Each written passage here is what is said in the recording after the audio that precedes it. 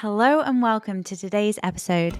I'd love to introduce you to Carol Ann Reid. She is a qualified life and business mindset coach with over a decade of experience, working with heart-led individuals and entrepreneurs to heal and release their inner limitations and create a strategy for success from the inside out. Known as First Aid for the Soul, she uniquely activates all those personal power and potential, unlocking success in both life and business.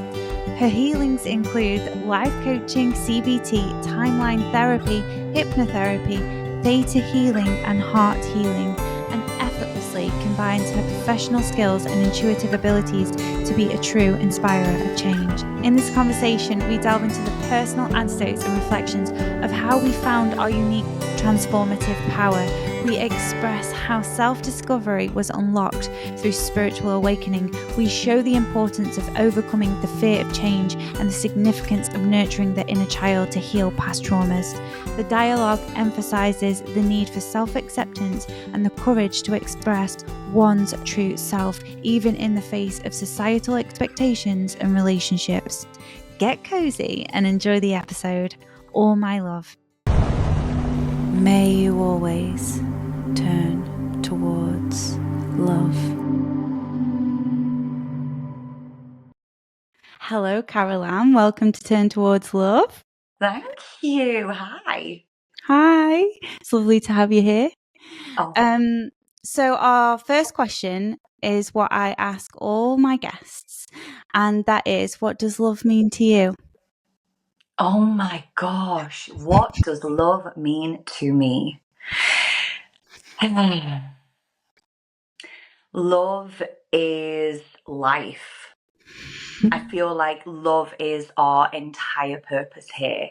I feel like some people are so, I'm going to use the word blessed, but I don't mean that some people are blessed and some people aren't. But I think that in terms of a soul contract, some come in and they have the surrounding of love, and that takes them on a very unique journey of understanding love from a young age. And love is a part of the cycle of life, and they have an understanding and then they can navigate. And I honestly think that some people, their soul contract, their journey in this lifetime is to rediscover love. And I think it is something that is just, it's like a key code in life. It really, really is. Yeah. It really is. Oh, and that's a lovely answer. Thank you. And so when was the last time you turned towards love instead of fear, and what did you learn? When I turned towards love. Straight in there. The first example that came to me was a funny one. As a twin mum, I've got twin 4.5-year-old boys. Mm-hmm. I have to turn to love a lot. One of the things through the work that I do is the realization that even when we love to the capacity, and we do a lot of conscious parenting and all of that beautiful stuff, that love can still have conditions. So I'm constantly recognizing, I call it like reparenting, reprogramming, and then trying to parent. And it's just, some days are easier than others. But the other day, the boys asked for a carrot and it had snowed, and they've been up since like 3:30 in the morning wanting to go outside and play. And I was like, go back to bed, choosing love. And they asked for a carrot and they were going to make me a snowman. And I came out and I thought, I'm going to capture this moment, this beautiful memory. And I walked out and they'd made this like mound of snow on the floor. You know where this is going. This mound of snow on the floor with a carrot sticking out. And it was like this smushed down, and it had these little brown eyes, stone eyes, and then this like brown, what I thought were like big pebbles. And they had found, the dog had just done a poo. Oh no. And I was hoping it wasn't going to be that. They'd used a couple of the poops for the mouth. Just get in the mouth. And in that moment, like, oh, your thoughts are like, why? I'm going to have to bleach their hands. Why? Like, why have I chose to have 2 dogs and 2 kids? Like, and we were about to leave for school, and it was just one of those where it was like, oh my Lord. But I chose love. I chose to love the boys for their creativity. I chose to love this moment that Yeah. is so unique, and it's probably going to be something we talk about in like 30, 40 years time. Absolutely. That's hilarious. They're going to be like, you know, like, when you were younger, you did this. Literally, it is going to be one of those things. And it brought a lot of joy on Instagram. Let's say that. You Yeah. can put all the love, all the teachings, all the inspiration out there to help support people. And don't get me wrong, you get some lovely comments. Thank you so much. That means the world. You put a poop snowman online. Hits the Beyonce, roof. never had so many DMs in all my life. It brought so much joy. So That's yeah, lovely. there's a lot of consciously choosing love over fear. Absolutely. I heard something recently which I really liked, because I've always like juggled with this concept of like and I'm really coming into it now. Is love and fear, is it a separation, or is it the same thing? I know it's such a deep way to go, so maybe we don't explore the concept of that now, but it's such a good thing to look into, I think, to even have the awareness of we can find love in everything, can't we? I feel like we go there. I feel like we should go there with Let's the go there. that concept. I haven't heard it said like that. I almost feel like they are of the same. They are of the same sort. Mm, And so often it would be we slip into fear, or we fear because innately it leads us back to love. So whether we yeah, fear being hurt because we have the ability to love to the capacity that we do, or we fear losing because we love so much. And I think that, I feel like they are of the same, of like it technically kind of comes from the same place, or love can drive so much fear, but it's that's it. because it's so innately within us. It's the fear of Yeah. not having it, it's the fear of losing it. Yeah, exactly. And so that's something I've been really thinking about. And then I heard this lady talk about how love is, there's no other people say unconditional love and people say this love, but love is just love. And so then I brought that understanding into the fear thing, you see, which I've been thinking about. And I thought, oh yeah, now it makes more sense. Yeah. Do you know what I mean? It's like everything is just love. Yeah. And it sounds, I don't know about you, but I used to hear, even just going back like 10 years ago, I used to, when it was like, oh, like it was very hippies and Yeah. everything is love and everything is, I get that so much now. I Yeah. honestly get it. And when you see those stereotypical, whether it's in a film, whether it's in something online, and they have that real soft look, like they might be a bit high, but like whatever. Yeah. But obviously joking. But they have this softness. They have their shoulders are relaxed and they tend to move slow. It's that real stereotypical thing of everything is love. I am love. I think that when we do start to adapt that, however you dress, wherever you are in the world, that it softens life's experiences, because it isn't something that like, okay, I love this pen, you take that pen away, I am without love, I don't have my pen anymore. It's when we truly understand that we are love, it's okay, because you must need that pen more than I need that right now, and I'm trusting in the process of life because I love myself, I love my pen, and I love you because we're as one. And it's like nothing can truly take that away anymore. Yeah, there's no separation of No. anything. It's like when people think like something is separate from them or belittle or say, and Mhm. throughout my whole life, I've always thought of everybody being the same as me and not different than me, because we're all just beings, right? And we all want to be loved. It's like, what do Yeah. I want? It's what everybody else must want too, right? Yeah, Yeah. literally. Such a powerful concept and I question. know. Thank you. So I feel like we're all going through some kind of spiritual awakening at the moment, like Mhm. hugely, Mhm. hugely. And I know you know this. But I think a lot of people don't really know what that means. And I was wondering if you could bring your perspective on what spiritual awakening is for you. Yes. So, but when you said sometimes I sit and I think about love and fear, and that this is what I sit and I daydream about, and I think with the work that I do, I get to see people. So here's an example that I think will explain my version of like spiritual awakening. But I tend to have people come to me and it's like, I'm at a crossroads in my life, or I've experienced trauma in the past and I just can't live with it anymore. I feel like something has to give. I don't know what, and they tend to come from a place of fear, pain, hurt, shame, guilt. Tends to be quite a powerful catalyst for a lot of spiritual awakenings. But I feel that it's almost like our human self, our 3D, very physical self, can only hold so much. And if we go right back to that like soul contract, we aren't aware that we're born with soul contracts. I don't think that many people are. You see the odd very wise young soul, don't you? And you're like, Yeah. you've well have been here before. You know?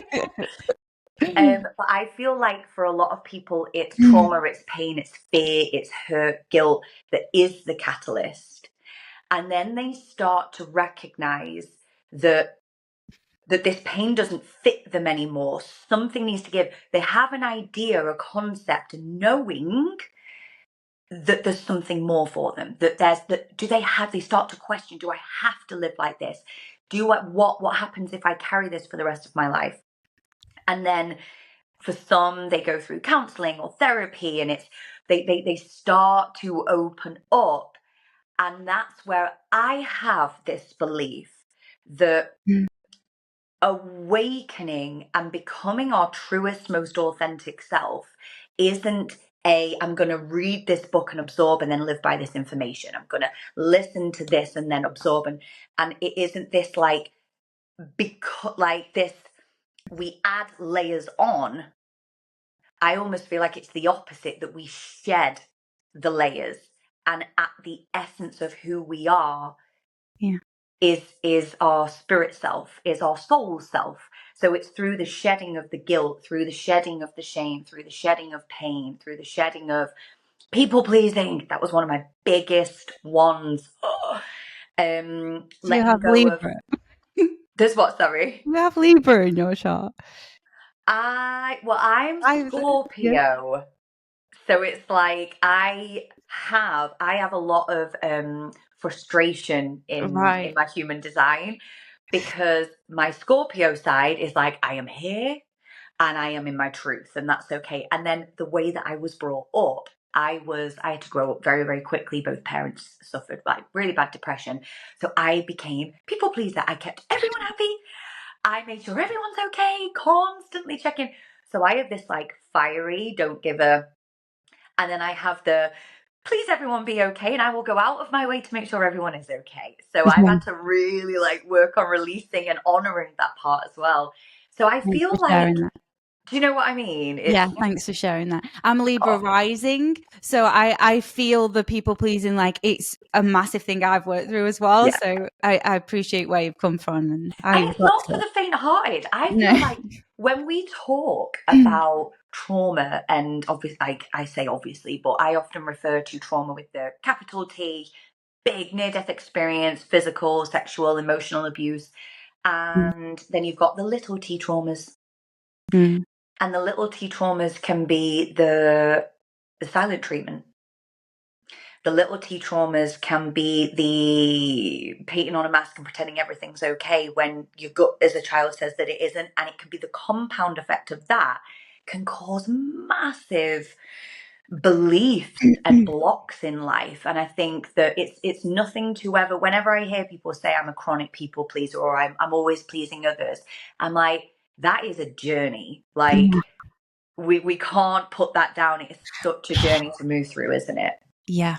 And to It become really is. aware of as well is just the best thing. As soon as you're aware of it, you're like, wow, I can see it in everything Yes. that we do. Everyone and everything. And I'm like, I still now have to go and like take a breath. It's okay, you are safe. So back to the awakening.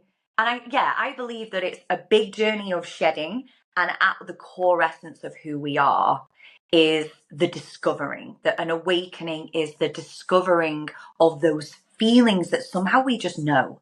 Mm-hmm. Like I know I had a lot of different experiences where I now recognize were like awakenings, but there was one in particular where I'd I was in the process of having a big realization. I'd gone into business with someone. I was only in my 20s, and I'd gone into business with a woman very, very, very successful, very masculine energy. I had never heard of narcissism before, so I was very oblivious. I had the people pleasing and the light, let's say, and I started to have that feeling of like something is not right. Yeah. So much just didn't feel right. And there was like a sequence of events that happened. And I remember being at my old house, sat in the conservatory, and it's still to this day, I don't know how I knew, because as spiritual as I was still in the closet. I thought it was not cool to have tarot cards and to like believe in things like that. So it was very much like behind sort of closed doors back then. But I remember, can I swear? Or is it better? Yeah. Yeah. I remember I remember being sat on my sofa in the conservatory and saying the words, fuck, I've woke up. And I still don't know how I knew, but the shift was that big that I hadn't even heard of the term spiritual awakening, but it felt like something in my mind, in my eyes, just went dink and cracked open. It was the most surreal experience. And I remember looking outside my garden, and we had this like green grass, green hedges, but it was just like a big rectangle green garden. And I'd looked out there many times. We've been there for like 10 years. And all of a sudden, there was like 17 different shades of green that I had never seen before. And I went through about 5 days, didn't tell my husband, and I was just like this mute walking around. And I was like, oh my God, everything just all of a sudden felt like I went through the phase of feeling like everything was a video game. Why am I taking this so seriously? What are these emotions that are like, look at the sky? Like, I went through this like full awe awakening. That was probably one of the other ones were pretty traumatic, to be fair. Yeah, But they I super are. remember that one just being like, and hearing people gossip and being like, I couldn't speak. I was like, this is hilarious. Why do you care about these things? This is so insignificant. So I feel like the more that not everyone goes through such like crystal clear. It was like my whole vision changed in that moment. It Yeah. was dead, dead mad. Oh, I And I love don't think that there's any, oh, this is the best way to awaken or not a good way to awaken. Everyone's so different. But it's the most profound journey. It's the returning to love. yeah. Thank That you. was a very long way to answer what is a No, it spiritual isn't. awakening. I really appreciate it. Is that everyone's got their own unique way of finding it, but you becoming aware of it in that moment and deciding to stay aware is what I think would be really amazing for people to hear, because we can go, oh, that's different, and we don't like those feelings of the difference. We like the same because it's safety, but you were able to like carry on and even expand from there, like your awakening. And so it's just giving the people that awareness and courage that you can get through it. And even if it feels different and it feels scary, it feels traumatic, it's okay. It's like a part of life. Yeah. Like, we're okay to do that. And so another thing that I wanted to mention coming on from this was like change and how people fear change so much. So I was wondering on what you could say for people who do fear change and how they can kind of learn to love it. Yes, this is something that I think is not just one of those sweeping statements where it's like so many people fear change. It's like innately within our primal brains.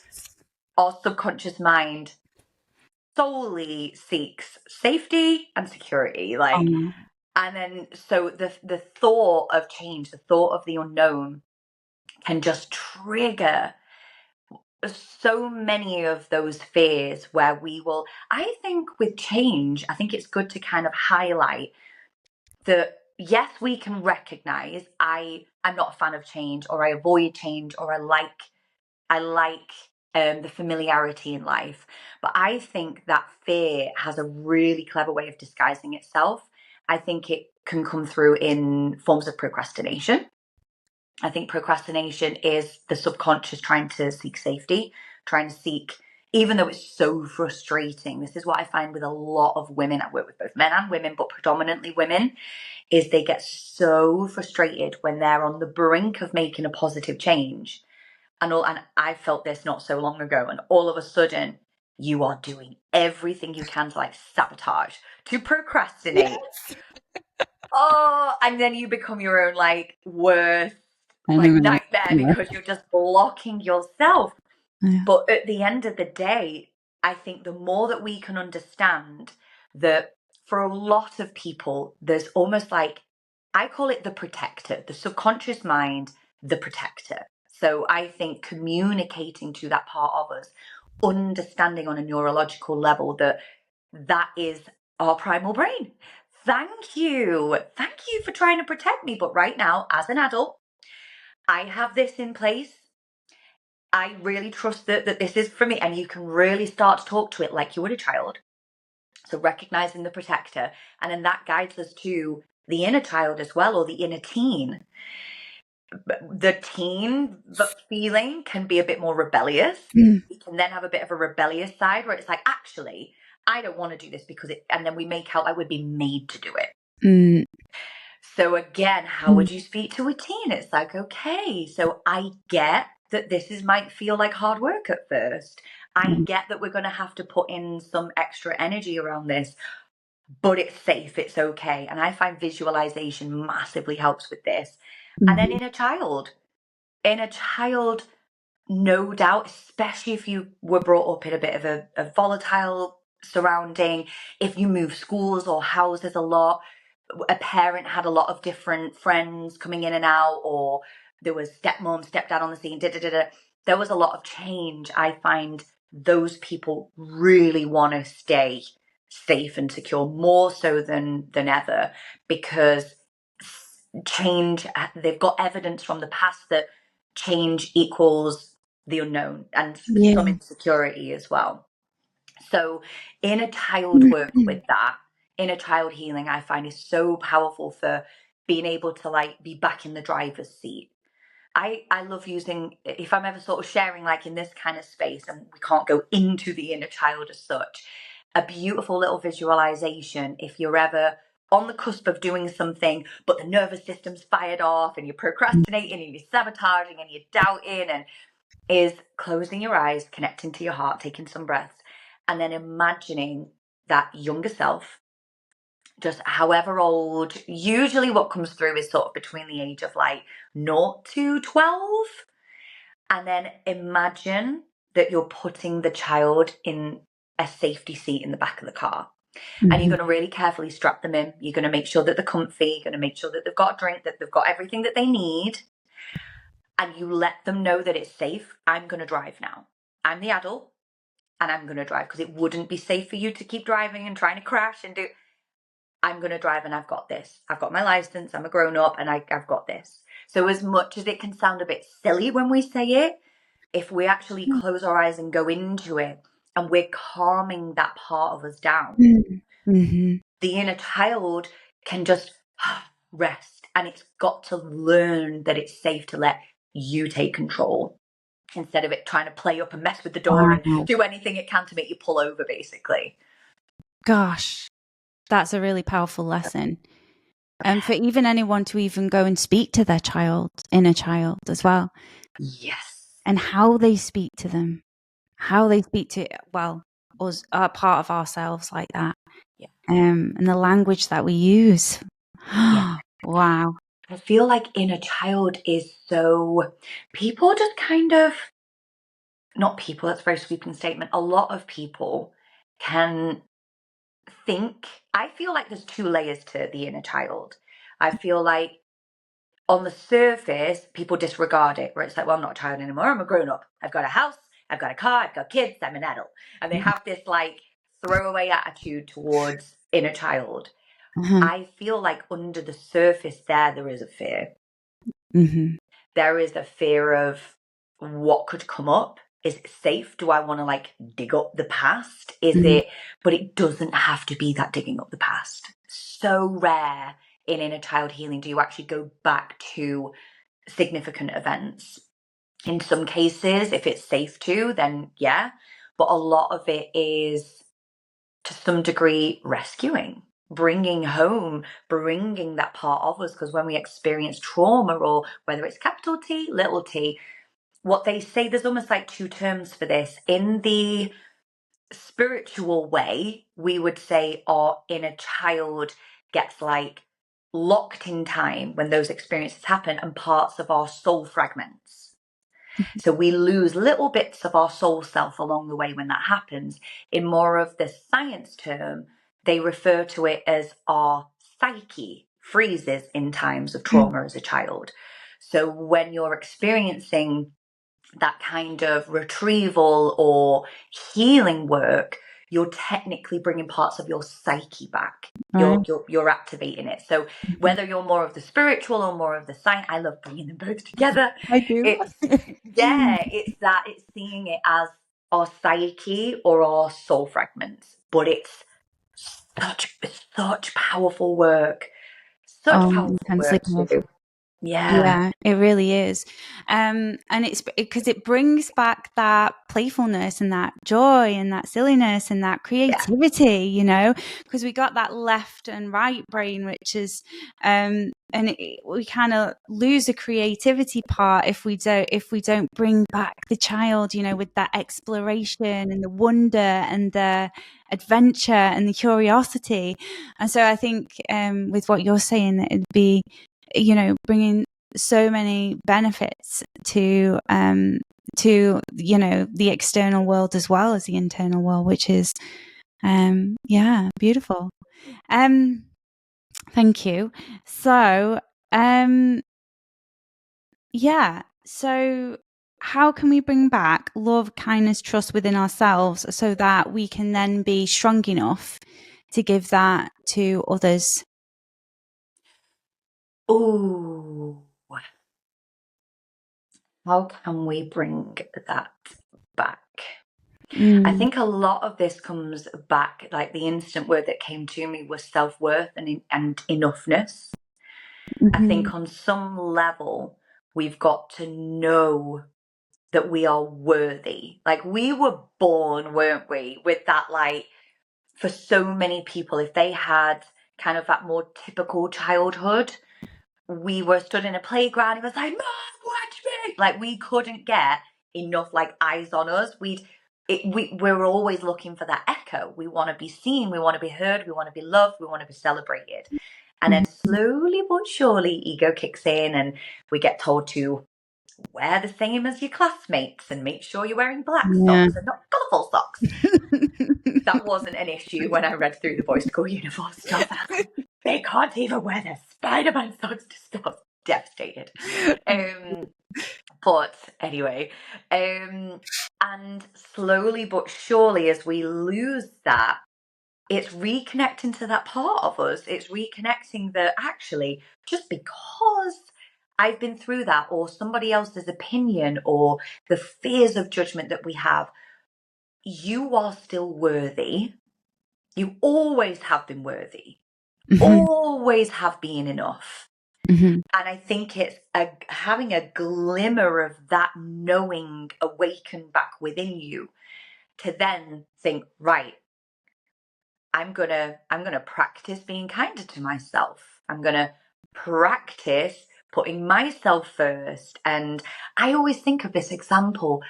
Something when I was going through my journey with this is I realized I would go out with my friends and I would have to know what everyone else was eating first. I would have to know what Yeah. everyone else is drinking Yeah. because, heaven forbid, I was different. Oh, Because if they were ordering salads and I ordered pizza, I'd look, I'd look like, and it was just this constant looking for fitting in validation. If oh, they're yeah, all drinking wine, I'm not a big drinker. Should I be drinking wine? I'll happily give myself a migraine on behalf of everyone else. Like, yeah. and that's, and it started for me personally, and some clients, we literally have to start on this level of baseline. Practice going out, ideally, get to the point where you can go out comfortably on your own, and practice quieting out the noise and thinking, what do I want to eat? What do I want? Do Yeah. I want to drink a coffee when everyone else is supping Prosecco? Or do I want to drink water? And if they ask, why are you drinking what? That's okay. I'm drinking water because I Yeah. want to drink freaking water. Right. Oh! And it's those little simple things, if this is resonating with anyone, that it's taking it right back to basics and like finding your voice again to communicate your likes, your dislikes, your wants, your yes, your no. And I suppose really it comes back to that kindness on yourself. And I find that healthy foundation Hmm. of knowing who you are and what you like, wearing what you want to wear. I love red Hmm. lipstick. I probably haven't got as much of my red on today, but I love red lipstick. And I remember having this idea that red, oh, heaven forbid you put red lipstick with leopard print. Oh, and Really? I had this like preconceived judgment that I'd obviously picked up from other people. Probably Yeah. Cat Slater had something to do with Yeah. that from EastEnders back in the day. But that's the best example of how we can get brainwashed and manipulated into putting people into identity boxes. Mm. And I now wear what I want to wear. Whereas I used to not want to stand out. I wouldn't want to wear something too bright. And now if you look at, if I ever go out with my girls, everyone tends to wear the cute, I mean, everyone's freaking stunning. My girls are so beautiful. They wear these slinky black dresses, like the little black dresses come out. And I'm in this like bright green suit, like with little leopard print heels. And I'm like, Oh. and I'm okay with that now. And that's self love. Yeah. My version, not everyone's version, but my version is allowing me to be me. That I love that about me now. Yeah, that's so lovely. And thank you for sharing that. It's really nice. And I think for me, in that conversation is so huge for me in my journey as well, like being enough and going through my process. And then it was also other people's opinions, and saying, why aren't you eating this? Why aren't you doing this right now? Why won't you come there? Why won't you? And for me to go, no, I'm actually going to stay at home, or no, I really don't enjoy doing that. I'm going to do this instead. Everyone's like, what's wrong with you? Yeah. It's like, what's wrong with you? Oh, Rachel's gone different now. Like, it's like then friends start to kind of go the separate ways then, and then it's understanding that that's okay. Oh, this is such a And powerful conversation. right. It And really is. it's been so huge for me. So what would you say in that, if somebody was going through that process of feeling like distant from people because now they do know what they want and it's not what they used to have, and feeling okay about that? Oh, I honestly had a message from a client literally about this. And I find when I'm talking to people or working with people that come to us because they're at a crossroads, or they've been through trauma, or they're they know that change is ready to happen, aka going through an awakening. They go through this phase where they are almost mourning. They're mourning that when they go to meet their friends, they suddenly realize that the conversation's so one-sided, and they miss the feeling of just being able to be okay with that because nothing's really changed on their part. But there's a feeling of they don't enjoy it as much anymore. Mm. And slowly but surely, the old conversations, their old friends start, like you said, to kind of drift away. And there is a part of mourning in that. And I think that's okay. I think we must normalize that it's okay to go through that. It's not necessarily going to be comfortable, but Mm-mm. this was something, and I think she would be so happy. I'm obviously not going to share names, but she'd be so happy for me to share this. Is the message this morning was like, we were so right that for the last however long, a year or so, the neighbor who she was like really close friends with, one her old school friends, her ex person, her that she's let them go. And I call it holding the void. And she's been holding the void, and it's been pretty lonely. She's got her 2 daughters who are older, so she's had them, but she can't offload on them. We've been working Yeah. together, so she's got me as that wing woman. But other than that, this void she's been holding, slowly but surely, one person's come in, totally aligned, been through very similar journeys. They got excited at the thought of exchanging numbers. They Yeah. organising meeting up for coffee. And then in the same breath, within the week, another person has come in. Oh, lovely. And I think it's so powerful to know that even when you are in the void, you're holding the void, don't bring the void in and become the void where you then sit at home and you're like, because I used to call myself a lone wolf. I used to go Mm. to events on my own. I used to go to women's circles on my own. I ended up doing a lot on my own. I bet you were the same. I am the same. And to some degree, I freaking love my own company. I My own do. company used to be my worst nightmare. I'd have to have a film on in the background or friends to keep my brain occupied so I couldn't hear my own thoughts. Constantly needed to be with people like 24/7, always, even if it was toxic. At least I'm not on my own. Whereas Yeah. now I'm like, I'll take myself to a damn hotel for a night in spa. And I'll go on my own. That is like my favorite thing to do on my birthday. Like, love Right. it. So good. It's so good when you get to that stage. And I Yeah. think if anyone is going through that, I call it like driftwood. Allow the driftwood. Be Yeah. grateful, send love, compassion, because it's that reason, season, lifetime, isn't it? We hear that all the time. And it truly is. But by holding the void, you can send a signal out energetically. If you are proud of yourself for going on this journey, despite it might be a bit lonely, that despite the discomfort in having conversations with people that you might not enjoy, whether it's confrontation. I'd prefer to pay to get myself out of a situation than have to confront someone.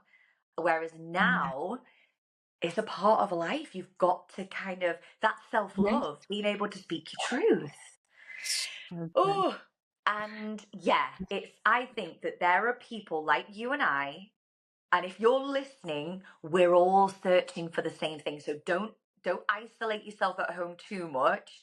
Let people know. I started my women's circle in Mac because I was like, I can't be on my own. There was no women's circle. So I'll start it. Do you know what I mean? And then now it's like there's nearly 20 people every month that gather, all on the same journey, just in different spaces. And it's so powerful to know you're not on your own and you can and will attract the right people. Yes. Absolutely. Yes. And so it comes with that feeling of feeling like you are capable and pushing those limitations and having the courage to push those limitations and gaining that confidence. And the confidence will come, won't it? Like I found like the confidence came as I pushed myself. Well, not like in a negative way, but in a way which is like, I can go to this circle on my own, but it's quite far away, and all the excuses come up, and then you think, well, I could easily just stay at home or watch a film. But when I went, and then I just opened my heart, even though it was so difficult at first, to even speak, or you don't have to. You can just be in the presence of everyone else, and that's something that's beneficial. But then it comes, and then I had the confidence to go again and somewhere else and do something else and meet new people. And It's okay.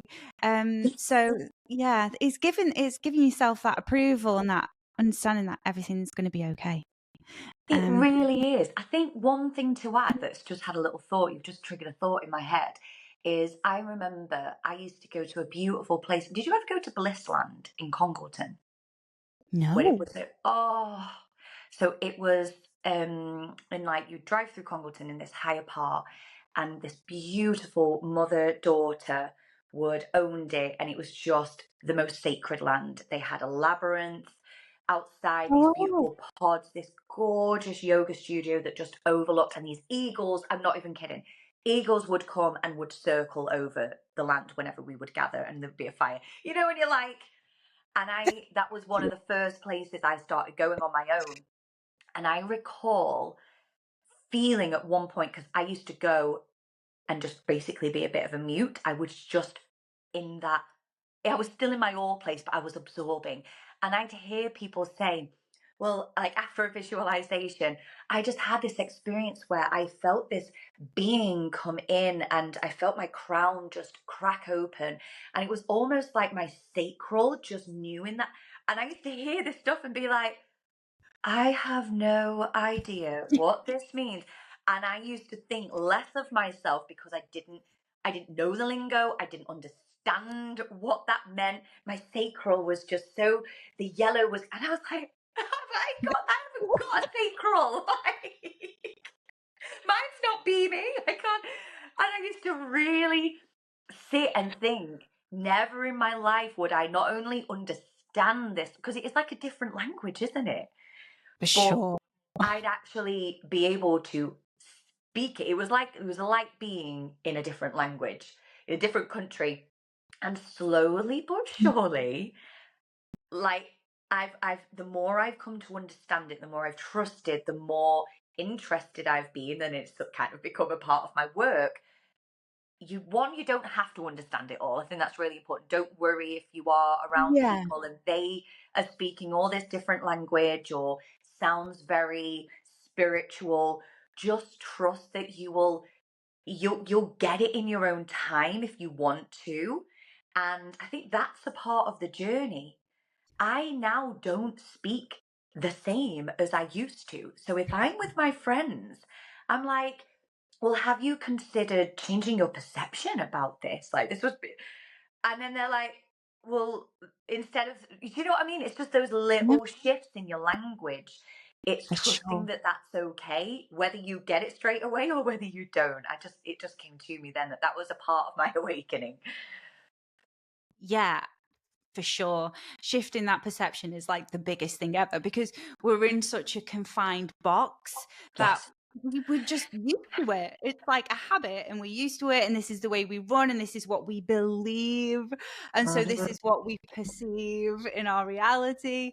And then so it's like, okay, so we're changing our beliefs and perceptions and we are altering our reality into something new. And we've just got to be brave enough to step over that line, haven't we?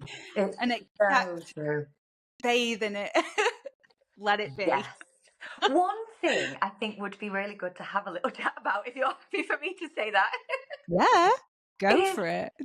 one thing I find myself having the same conversation about, I mean, to the point where it's nearly daily at the moment, is Mhm. living with one foot still firmly in the 3D world, in the world that we are in right now as we're recording, as we're Ooh, listening to this, one foot firmly. You've got your bills to still pay, whether it's kids, a car to do, blah, blah, blah. And then you've got the other foot that loves being in the 5D, that loves talking about spirituality, that loves to be in a meditative state, that loves deepening those connections and having these conversations and crystals down your bra and all those kinds of things. Like, I yes. find a lot of people, myself included, I'm constantly keeping myself in check with this, that that balance between the two worlds is something, isn't it? Oh, it really is. How do you manage that? Oh, so I find myself saying this quite a bit actually. I honor when I'm having I call it like my human day. So I have the boys. My husband's in a wedding band. He's a singer. So most week he works full time. Then on a weekend he's gone. Like he's living his best life, and that's his goal to just do that. So we're supporting him. But it means I do a lot of solo parenting twins on a weekend. So I have a lot of human time in that time. I'm very much in the practical, in the 3D. And I sometimes find myself getting frustrated with that because I don't feel as divinely connected. I don't feel, but I can't be up there when my kids need me as much. I can only call on my consciousness, my ability to love, to ground deep.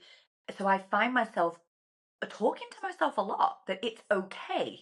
It's okay if you feel a bit frustrated with this right now, but Yeah. later, once the boys are down, maybe instead of just numbing out on Netflix, which is what I find if I have a very human day, I want to that's when my brain might go, oh, do you know what? I haven't had a little glass of wine in ages, even though I don't really drink, but I find myself having more of those thoughts, or oh, I might just have a little Netflix night. I have more of those, which is cool. I'm here Yeah. for it all. But if I decide, okay, once the boys are down, just go and have a little sage. Just go and do a bit of journaling, maybe watch something on Gaia rather than Netflix, and refuel that side to me. I Yeah. find that helps, that we can't always be in that 5-7 day communicating, feeling like euphoric all the time. It Mm. is honoring both sides, isn't it? Absolutely. And giving yourself that acceptance to do that. Like, Yeah. I think the balance is so nice, and because we can always be in this state of highness or whatever in while watching a film, Yeah. or we can be in that state of high, because I do that when I'm watching a film, like a good film that enriches my heart or something. Like, I like films that, nothing that's like violent or anything for me, but Yes. when I do, I'm either like so involved, pouring my heart out, or like I'm learning real big lessons from things. And if you open your eyes, you can see lessons on every corner, and Yes. seeing things as lessons rather than having that judgment. I think judgment's a huge part in to play in what we need to let go of. What do you think about that? I think you're absolutely right. And what I find is and I really like, I think that was a powerful reminder for myself, because I've been saying to myself recently, "Phew, that was a real like earth day today. That was a real like human day. I've done my spreadsheets, which I swear brings me out in hives. I've done my like accounts or whatever. Then I'm like, I Yeah, have to go ground in nature straight after. But yeah. it's just rolling some leaves. I know. Charge me again. But I think that's a beautiful reminder that even while doing those things, Mm, we can have the candle lit. We can maybe put some nice music on so we still feel connected, and maybe celebrating that as a woman, we get to earn our own money and we get to do spreadsheets. And so it's reframing it. And like you say, if we are sat watching a movie, we can mm. celebrate that, or the learnings. I absolutely agree. Yeah, lovely. So, just, is there anything else that you would like to add before we leave today? Oh, I think the thing that instantly comes through is, if you're in a place of knowing that there might be something within you that wants to come through, that there's more within you, that there's a journey to be had, honor that. Because you get to choose every single day. We get to choose. We can either choose to stay comfortably uncomfortable, and with with that life, with that light within us, which so often causes frustration. We get to choose to either just stay still as we are, or you get to choose. You are like, I think it's Will Smith, you are one decision away. Like, I actually don't really agree. Sorry, Will Smith. I don't agree that you are just one decision away. I think it is a case of, yes, you make that initial decision, but then it is a compound effect of continued choices and decisions. You don't just necessarily make that choice, that decision once, but knowing that moment by moment, day by day, you have a choice. If something feels out of alignment, or there's more within you, or there's trauma from the past that feels heavy, you are so worthy of going on that journey. And it's like, pick your poison. You're either going to stay as you are, and it will no doubt fester, and there will come a point where you have to take the action, but it's usually from a place of we tend to reach the breaking point, Yeah. or choose to take the path unknown, choose to take the path least trodden.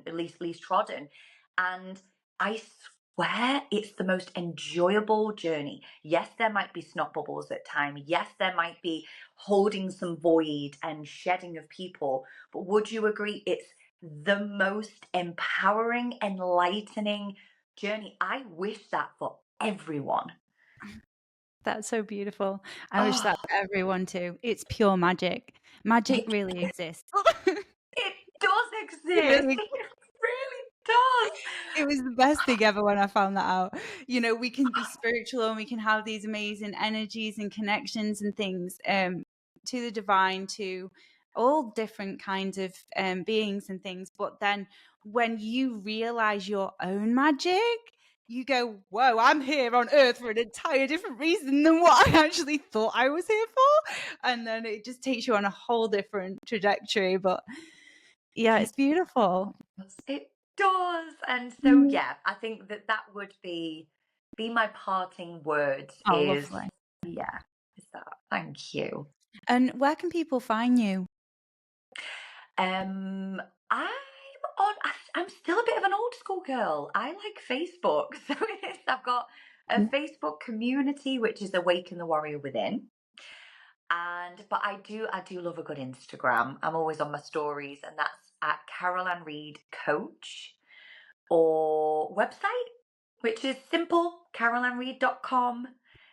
No E's in Carol Ann. Sometimes I get Caroliani. There's E's everywhere. But it's, my dad named me after the little girl in Poltergeist. Fun fact. So, which I just think really just explains a lot. Oh, yes. Like, Opposite kind of honestly. energy. There we go. Yeah. So can't Scorpio forget for that sure. one. Carol Ann Reid, REID.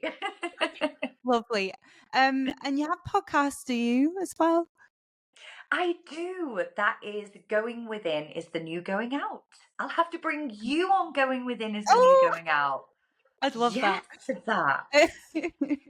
I'd love that. And I will put all the links with the correct spelling and everything in the description. So, oh my gosh, thank you for coming on. It's been so Oh, thank lovely to you. have you and see you again. Yes, and you. Thank you so much. And no doubt see you soon.